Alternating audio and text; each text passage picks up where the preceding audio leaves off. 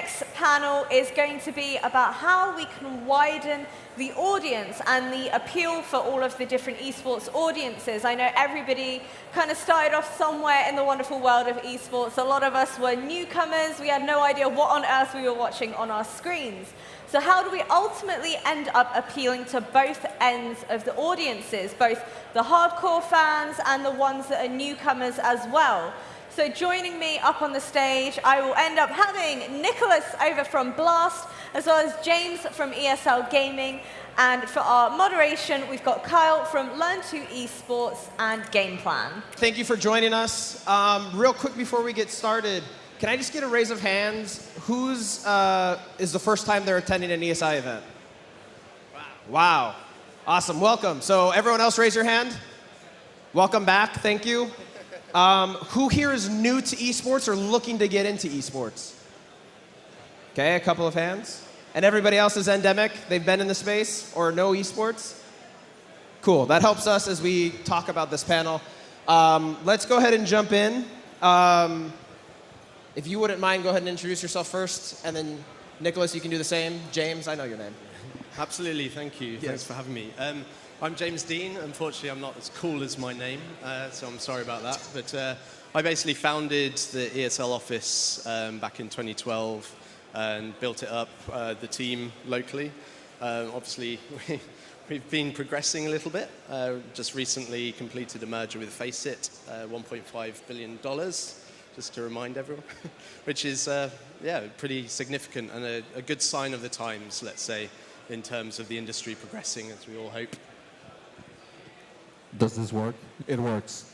My name is Nicholas. I come from Blast. We are one of the esports operators that do events all over the world in games like Fortnite, Counter-Strike, Valorant, and others. I helped create that company early on back in 2016, so a slightly younger company with a smaller bank account. Haven't merged with anything as large yet. We came into the space trying to shake things up and do things very differently, and we'll probably be talking a bit about why that is on this panel. I was just going to say, and it's a funny story, like, we've been doing a duo through COVID for a good 2 years. So this is the first time we've done it physically, which is great. Great to be out of weird, small boxes and seeing each other online. Awesome. Well, let's actually start there, because the conversation around today is how do we broaden viewership, how do we broaden fan engagement, participation, both at the online viewership level, but like also in-person events. So, Nicholas, what did you guys do to try to be different? And do you guys consider yourselves successful in that endeavor? And then we'll go from there and we can figure out where we go. Sure. So I think when we entered the space, it was with a mindset of everything that there was, we would try to do the opposite. So we knew that we had a different position, a weaker position, and we had to come in and take a quite aggressive stance in the market, and therefore we had to do something drastically different. So that was everything going from taking the game, if you know what the HUD is, that's the visual layout of the game when you watch it on broadcast, completely dissected that, rebuilt it with a mindset of trying to lower the barrier of entry.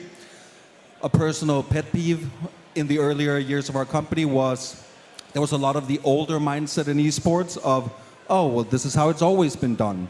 That was my kryptonite, and still is to this day. And I think that kind of helped drive some of the push for trying to just change every single thing that we did. So I think we came into the scene knowing that we wanted to change the formats, we wanted to get shorter days, get more people in front of it that hadn't seen it before.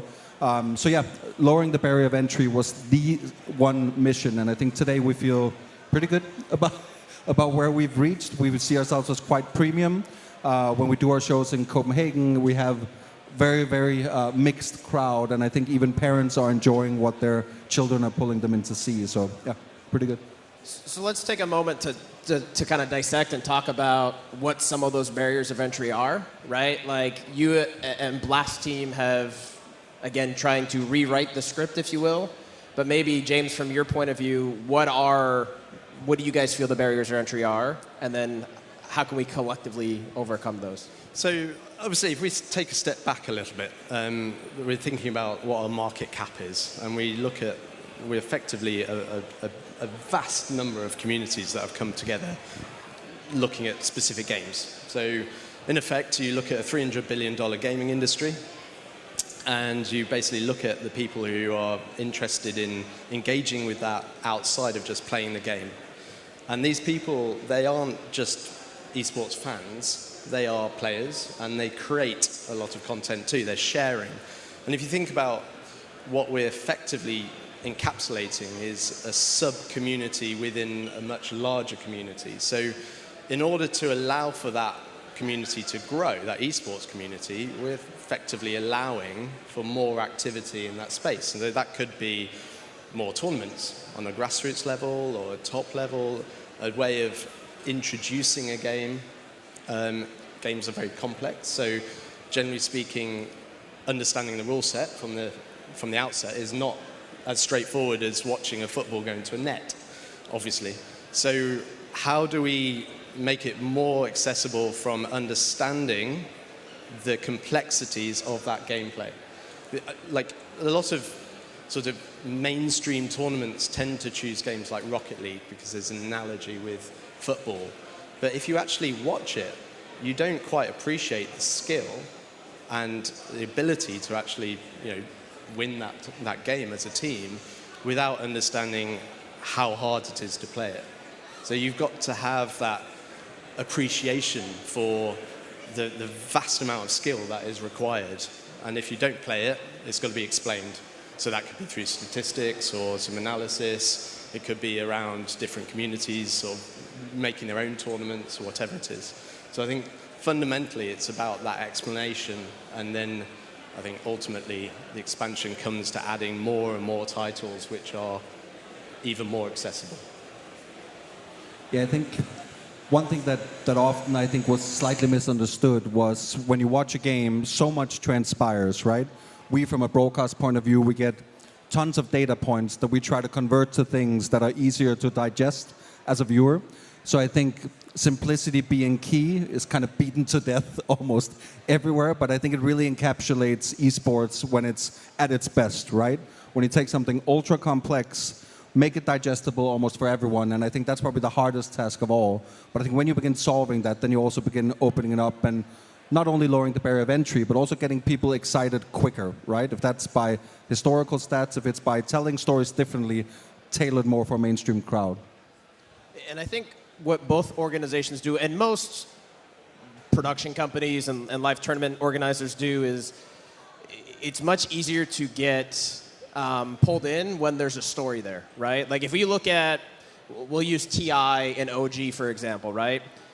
Everyone can get behind the underdog story, right? Everyone is familiar with that concept. And so whether or not you understand how to play Dota, you understand that they were coming in at the very, very bottom and they won everything, right? And I think both of you guys have done the same. But I also think what is unique to esports as a whole is this is one of the only demographics that I'm aware of, with the exclusion of one or two, that they're going to go watch a 5-hour tournament and then they're going to go home right away and play games, right? So what are the ways that you guys are doing, or at least attempting to do, to take advantage of that, right? Of someone that is so knowledgeable of the game? Because you look at football, you look at basketball, 90% of those viewers are not going home and playing basketball, right? They're not going to go home and play hoops or whatever. They're going home and they're going to do whatever. So what are we doing to take advantage of this very engaged audience that we have? I was going to start with a bit of history. If we look at the ESL business model, in fact, back in the early 2000s to about 2010, it was all about actually providing a service for players. So a subscription model of being able to enter tournaments in order to then obviously win whatever. And obviously as we had technology improvements like the internet and stuff, we started making content around that because obviously people are naturally interested in seeing who is best at playing. So the underlying business model was all about kind of building the player base. I think we then saw this huge uplift in the industry on actually making this content, and then we start digressing into the media proposition and advertising, sponsorship. And now we see this merger happen, and it's now effectively marrying one of the largest tech platforms which appeal to a player base from a grassroots level all the way through to quite a pro, semi-pro aspect with one of the largest tournament operators amongst different titles. And obviously, primarily, we're focused on, in that sort of ecosystem, the CSGO community, which thankfully is very open. To the degree we can really extend those products and services with all those data feeds, Valve are very open to the ability to monetize that whole side of things. So I think it's always been there. And effectively, you see every time there's a major or whatever, there's a few weeks of newbies coming in to playing a game that's 20 years old, which is incredible to consider that the aspirational path of seeing that tournament is absolutely transpiring to a growth of a community that's been around for 2 decades. I think the best way to maybe explain our approach would be we do not care if whoever enters and exits the stadium go homes and play the games. It is irrelevant, right? We're not the game developers. We don't get anything out of anyone going home and playing a game. If they go in and watch it, get excited, come back, watch it online, great. That's a big win for us, right? So I think it's also being mindful of, there's this whole ecosystem where someone is making a game, someone is making an esports tournament. We don't necessarily need to have the same interests, right?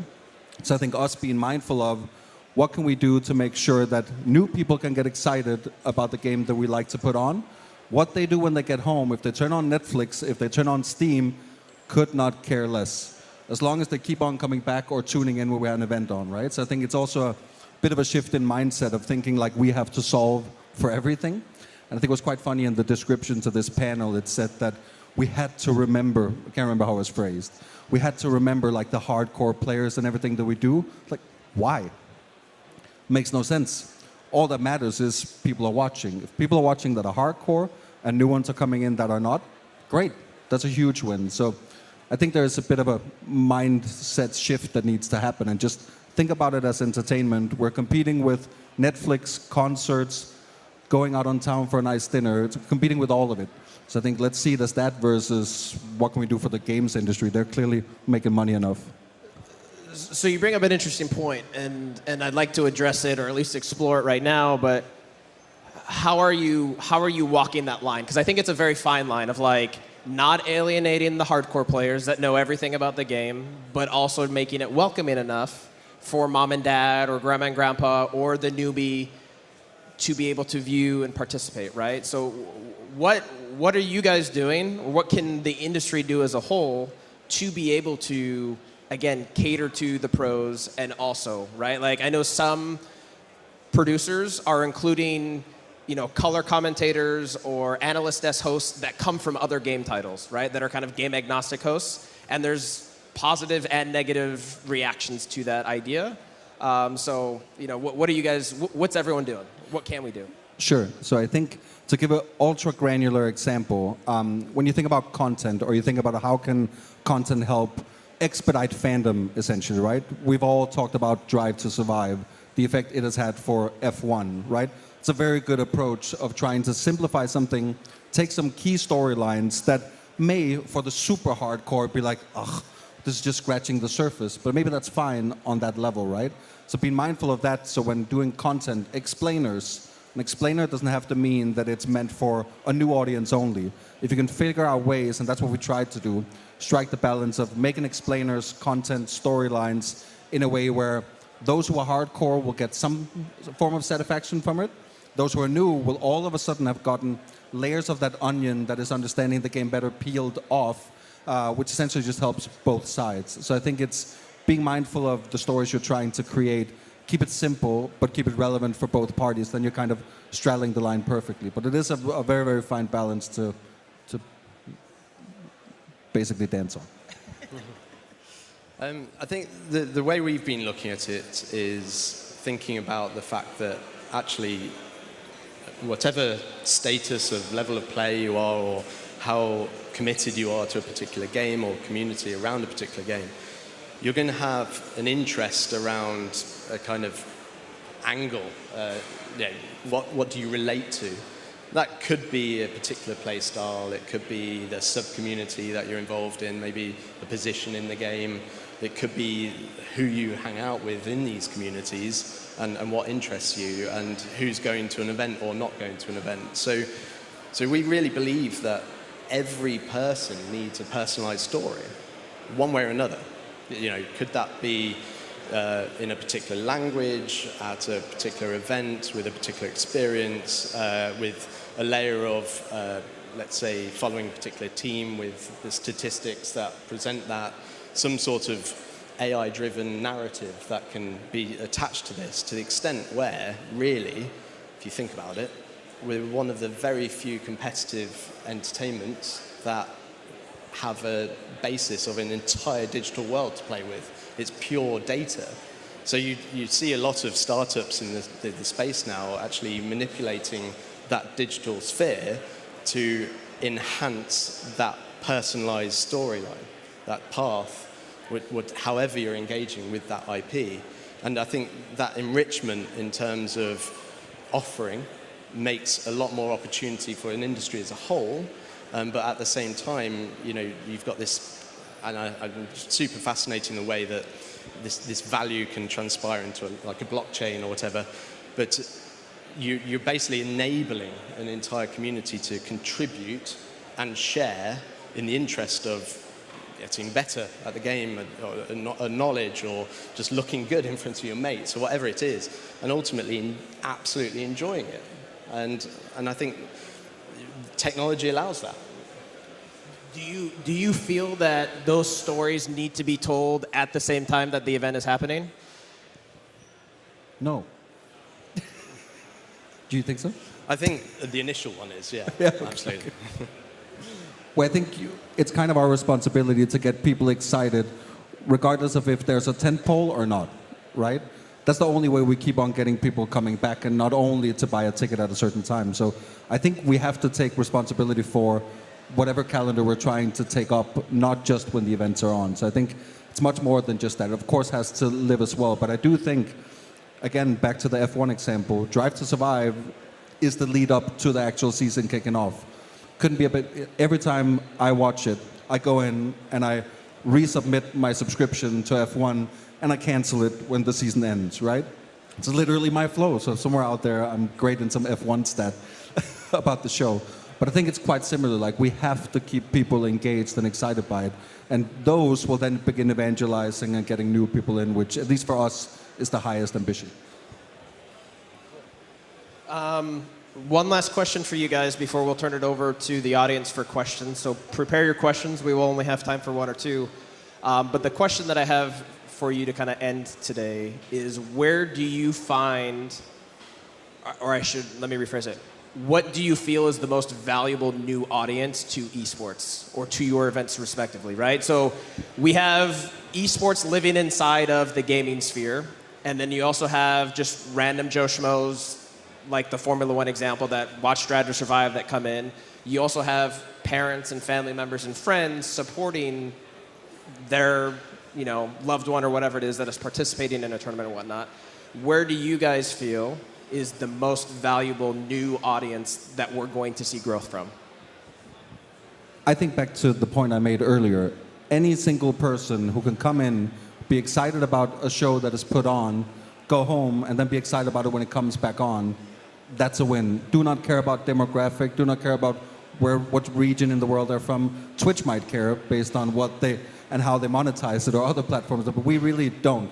So anyone that gets excited about it and comes back, that's back to the evangelism, and the more we get of that, the better, regardless of if it happens in an old folks' home or in a schoolyard. It doesn't really matter to us.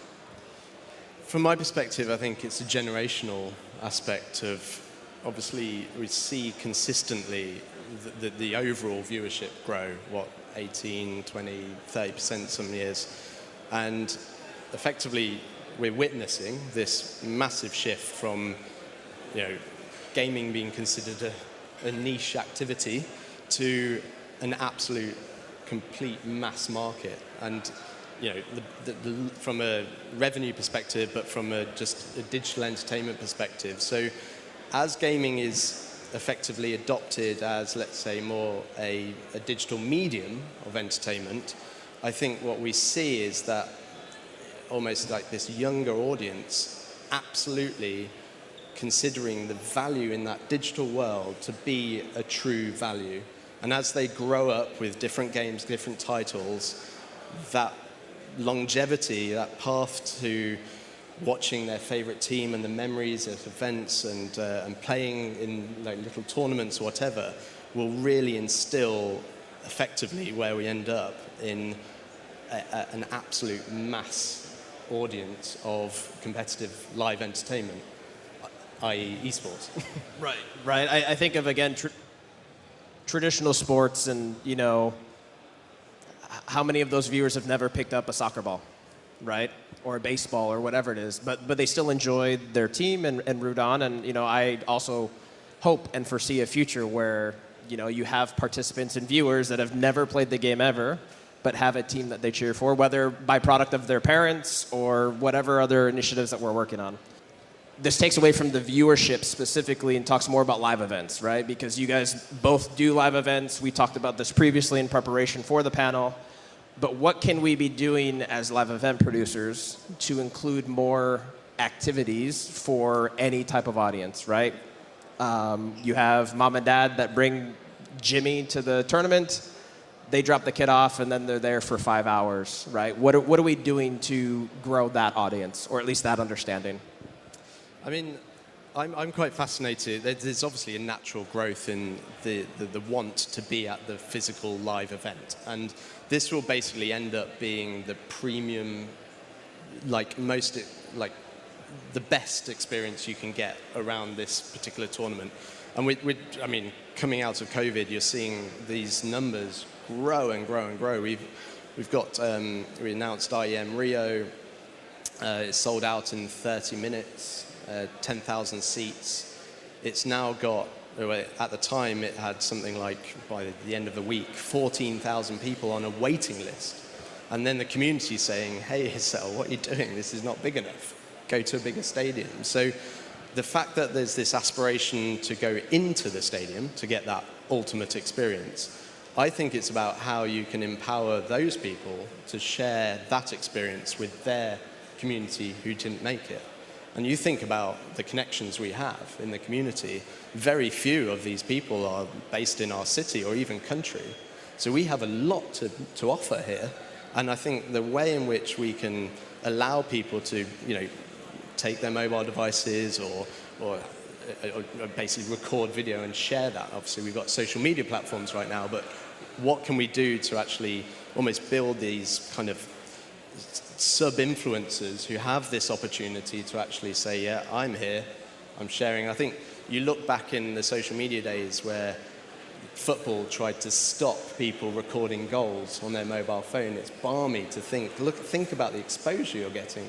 And I think the antithesis is going to be esports. It's actually, we encourage that and we give them the tools and the ability, the internet connection to actually share as much as possible. Close us out. Okay, here we go. Hopefully this is good. I think it's a twofold answer. I think one, the live event itself, I don't think we have to change much. We just have to keep making it more entertaining. I don't think we should begin dissecting which part will find what attractive at the event, right? I think we see it as a highly social experience. That's why when you're in the arena, you won't see the same as what you see at home. They'll get the analyst desk in the arena. You'll have time to drink a glass of water or a beer with the friends or family that you're there with, right? So I think keep that intact as the social experience it is. I think a bit to your point as well, I think that the big next leap will be in how do we break down the barriers and walls between someone sitting in their home anywhere in the world and those in the arena, them being aware of that fact and then having fun together, right? And I think that's going to be one of the big things. We're trial and erroring a lot of out there stuff, so I think we'll be letting people take control of the stage and fire pyro and all that kind of stuff from their home. That combined with virtual meet and greets and way of just allowing someone to talk to the best player in the world seconds after that player have exited the stage, right? Someone will get their mind blown at home, essentially. That is one of the big ambitions, too. Awesome. Gentlemen, thank you so much for your thoughts, your time. Audience, please give them a round of applause. I also want to congratulate you both for not using the word authentic at all in any of our conversation. So that also deserves another round of applause. Thank you, thank you.